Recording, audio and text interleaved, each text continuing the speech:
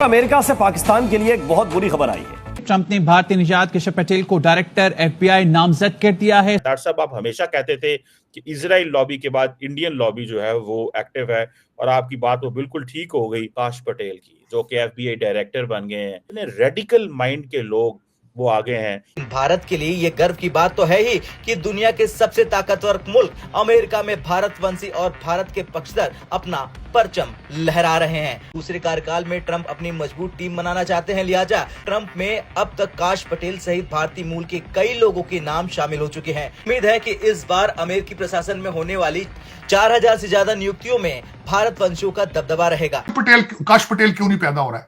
आज मुझे बता दें, एक भी पाकिस्तानी यहाँ पे कांग्रेसमैन क्यों नहीं? मुझसे अगले दिन किसी ने पूछा how the Pakistani diaspora is doing in US.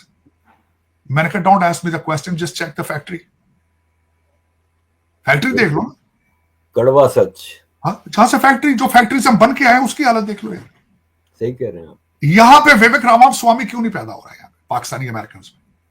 5-6 congressman यहां पे, अजय बंगा हम में से क्यों नहीं पैदा हो रहा है? ग्रेट क्वेश्चन है। गूगल का सीईओ पाकिस्तानी अमेरिकन क्यों नहीं बन पा रहा है? ये मेरा क्वेश्चन है, मैं इस पे क्रिटिसाइज नहीं कर रहा हूं। पाकिस्तान को मिलने वाले पैसों को लेकर रामास्वामी ने अपना एजेंडा क्लियर कर दिया है, यानी भारत के स्वामी का फैसला सुनकर गरीब पाकिस्तान का आटा गीला होना तय है। अमेरिकी हुकूमत जो है, जो नई आने वाली हुकूमत है, उसमें जो विवेक रामास्वामी जो है, उन्होंने ये कहा है कि न्यूयॉर्क सिटी जो है वो $220 मिलियन पाकिस्तानी होटल को दे रही है। ठीक है जी, तो क्यों दे रही है? डोनाल्ड ट्रंप के करीबी विवेक रामास्वामी ने पाकिस्तान सरकार के 5 स्टार होटल की पेमेंट रोकने की धमकी दी है। न्यूयॉर्क में पाकिस्तान सरकार का रूजवेल्ट होटल है। विवेक रामास्वामी ने बाइडेन सरकार के इस कदम को पागलपन बताया। इसकी वजह समझिए। न्यूयॉर्क का ये 19 मंजिला होटल साल 2020 से ही बंद पड़ा था। दावा यह है कि इस होटल को ठीक करने के लिए हजारों करोड़ रुपए की जरूरत थी। पाकिस्तानी सरकार के पास इतने रुपए नहीं थे, इसीलिए तरस खाकर अमेरिका ने अवैध घुसपैठियों को रखने के लिए ये होटल किराए पर ले लिया। अब विवेक रामास्वामी के इस बयान का असर इस्लामाबाद तक नजर आएगा। पाकिस्तान का जो नेशनल इंटरेस्ट है वो कंप्रोमाइज होगा। पाकिस्तान के लिए चैलेंजेस होंगे, पाकिस्तान के लिए एक प्रॉब्लम सामने आएगा। उनको समझ लग गई है कि पाकिस्तान को कैसे डैमेज करना, और वो कर रहे हैं। पहला संकट पाकिस्तान को होगा, क्योंकि अब उसे किराए के पैसे मिलने पर संकट आएगा।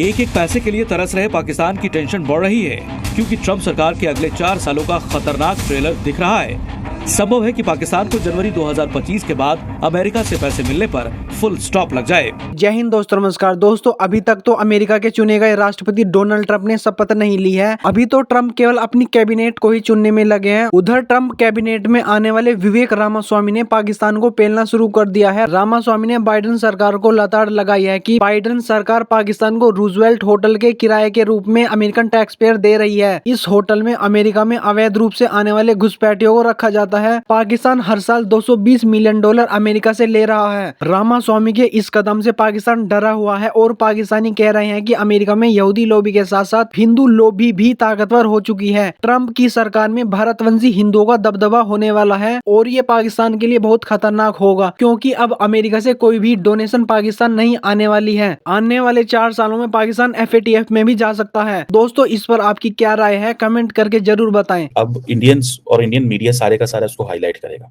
इंडियन मीडिया पिक करेगा। सो इट मींस कि there are interest group within India जो चाहेंगे कि पाकिस्तान को कैसे आप प्रेशराइज करें। सो मुझे लग रहा है कि जो ट्रंप साहब का जो टाइम आ रहा है अगले आने वाले सालों में, जो बहुत सारी कैबिनेट वो पिक कर रहे हैं, बहुत सारी चीजें कर रहे हैं, वो ठीक है जी, वो that is going to be problematic for us. वो हमारे लिए थोड़ी सी प्रॉब्लम जो है वो जरूर बनेगी। क्या भारत को तोड़ के जो ऑब्जेक्टिव थे वो आपने हासिल कर लिए? चाहे बंगाल हो, चाहे टुकड़े सिर्फ बंगाल और पंजाब के हुए थे, क्या ऑब्जेक्टिव हासिल किए?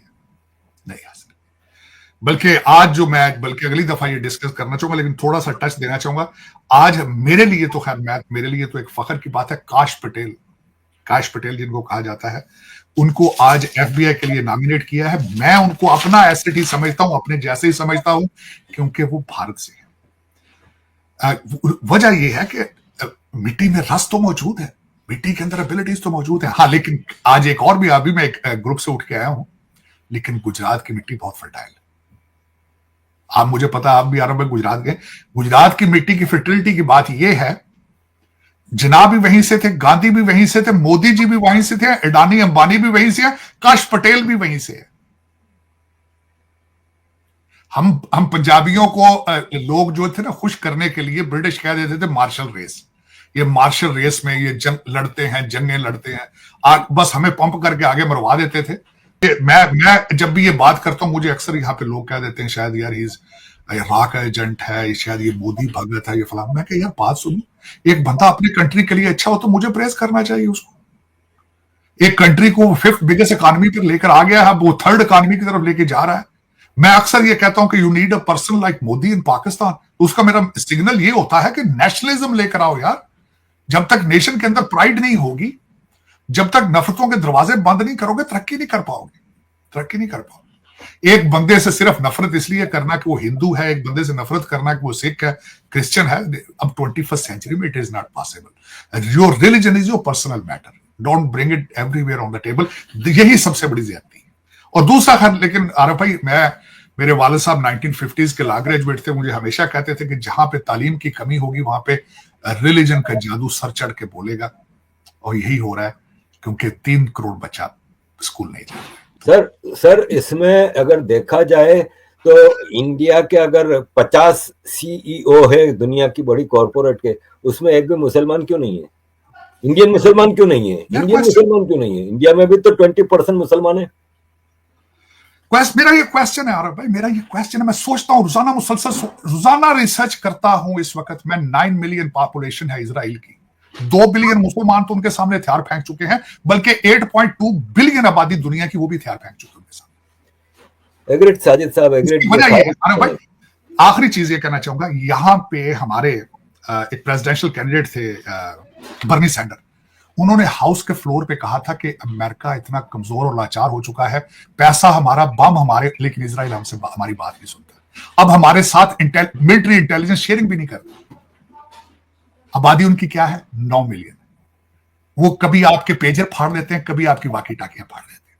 तरक्की किस पे है? सबसे ज्यादा technical IT startups they are in Israel.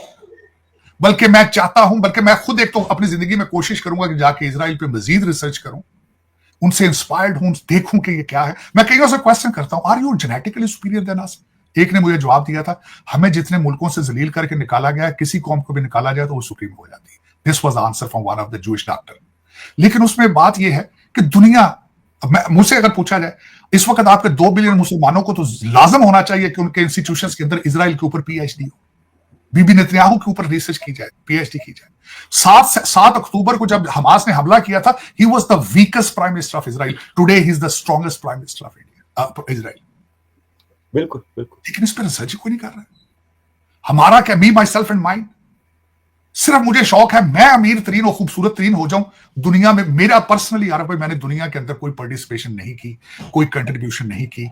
मुझे आप मैं छोटी सी आखिरी, आरफ भाई, आपने कितने फायर डिपार्टमेंटों के अंदर देखा है पाकिस्तानी या इंडियन जाके वॉलंटियर कर रहे हो बगैर पैसों के? सही। यहां मैं जिस गली में रहता हूं, यहां पे मैं अक्सर देखता हूं वीकेंड पे गोरे जो हैं अपनी गली की सफाइयां खुद कर रहे होते हैं, ट्रैश। हाँ।